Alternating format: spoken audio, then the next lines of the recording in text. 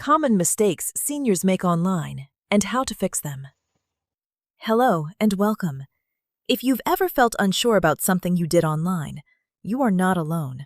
Many people make small mistakes online. Let's learn how to fix them.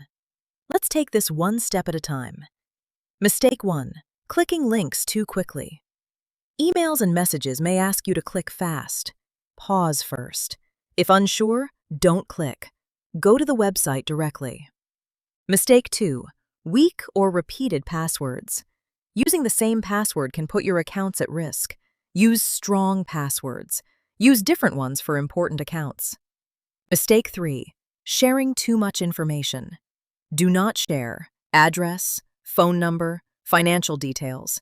Only share information with trusted sources. Mistake 4. Responding to unknown calls/messages.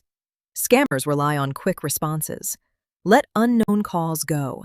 Do not reply to suspicious messages. Mistake 5. Ignoring updates. Updates help protect your device. Update from your settings when prompted. Mistake 6. Trying to do everything alone. You don't have to figure it out alone. Ask for help. Take it step by step. Mistakes happen. You are learning and growing.